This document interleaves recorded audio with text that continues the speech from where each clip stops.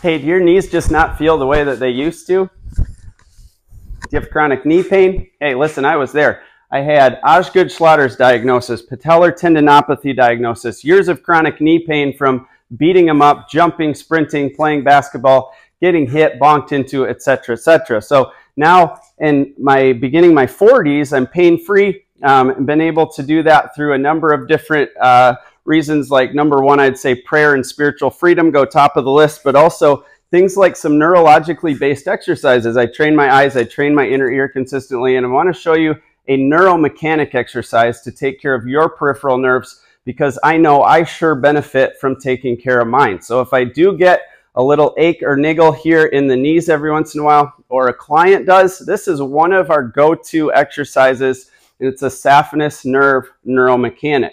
I believe these neuromechanics, joint control exercises, again, prayer, training the visual system, training the inner ear, optimizing the way that the brain is designed and giving it its best chance to function to its highest potential is really key. So there's a lot you can do. This is one key though. So I know the peripheral nerves need to have mobility. They need to have some stretch. They don't do well when they're tacked down, compressed, or when they lack movement or stretch capacity. So with the saphenous nerve glide, we could go ahead and take probably the better knee first, and then maybe the one that's a little bit more problematic.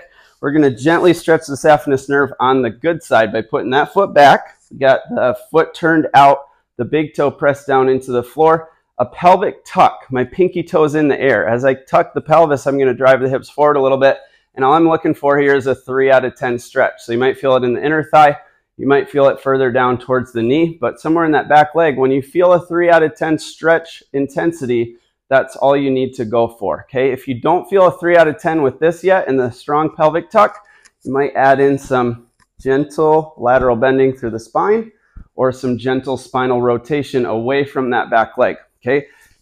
We'd then come back and retest something that you'd already pre-tested, like a lunge, maybe a squat. If you're a basketball, volleyball player like me, love basketball, you love to probably jump. So you could retest your jump ability. And if that feels better, keep working on the saphenous nerve glide on that side.